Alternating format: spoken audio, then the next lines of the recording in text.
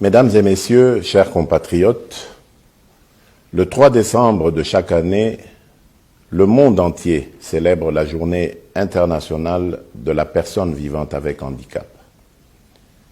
Je salue cette journée instituée par les Nations Unies depuis 1992, qui se veut une affirmation de la citoyenneté de la personne vivante avec handicap, à l'instar d'autres personnes, pour non seulement la reconnaissance et la promotion de ses droits, mais aussi pour sa pleine participation aux différents domaines de la vie. C'est ici l'occasion pour moi de réaffirmer ma détermination d'œuvrer à l'égard de ceux qui, du reste, guident ma vision de la République démocratique du Congo pour l'inclusion des personnes handicapées et autres personnes vulnérables et promouvoir ainsi l'égalité de tous les Congolais. Il va donc de soi que j'attache une attention toute particulière aux personnes vivantes avec handicap qui doivent se sentir capables d'œuvrer pour leur propre épanouissement, comme les autres citoyens, pour le développement de notre pays.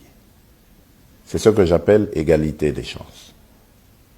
C'est pourquoi la création au sein du gouvernement national du ministère délégué chargé des personnes vivantes avec handicap et autres personnes vulnérables est un pas vers la concrétisation de cette vision. Je m'engage du reste à multiplier les mesures dont je suivrai personnellement l'évolution pour que ces personnes soient prises en compte dans les secteurs de la vie nationale. Mesdames et messieurs, chers compatriotes, le thème choisi pour la Journée internationale des personnes vivantes avec handicap cette année 2019 par les Nations Unies est promouvoir la participation des personnes handicapées et leurs dirigeants, agir pour le programme de développement 2030. Ce thème est une interpellation pour les États du monde à intégrer la donne handicap dans tous les programmes visant le développement durable. La République démocratique du Congo, notre pays, est consciente de ses engagements pris dans le domaine des personnes handicapées, notamment en ce qui concerne la Convention internationale sur les droits des personnes handicapées qu'elle a ratifiée en 2015.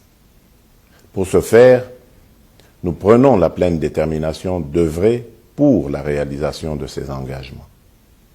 C'est ainsi que j'appelle toutes les institutions du pays à travailler pour la création d'une société inclusive où la reconnaissance et la promotion du droit à la différence seront une réalité dans tous les secteurs, à savoir l'éducation, la santé, le sport, la culture, l'environnement, la sécurité, l'économie nationale et autres.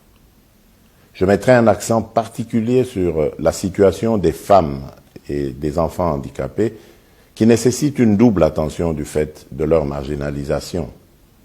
Ils peuvent compter sur ma détermination. Mesdames et messieurs, chers compatriotes, l'année 2019 est aussi celle où le Parlement de notre pays se mobilise pour l'adoption de la loi organique portant participation, promotion et protection des personnes vivantes avec handicap, telle que recommandée par l'article 49 de notre Constitution. À cet effet, j'encourage l'Assemblée nationale et le Sénat qui ont déjà inscrit dans leur calendrier l'examen et l'adoption de ce projet de loi à faire diligence afin de doter le pays d'un outil particulier devant encadrer, entre autres, la question de la représentativité des personnes vivant avec handicap. Je voudrais également lancer un appel à l'endroit de nos frères et sœurs vivant avec handicap pour leur dire d'avoir davantage confiance en elles et de s'impliquer dans le processus de la reconstruction de notre pays. En République démocratique du Congo, chaque personne a sa place et personne n'est à exclure. Le pays a besoin de la contribution de tout le monde.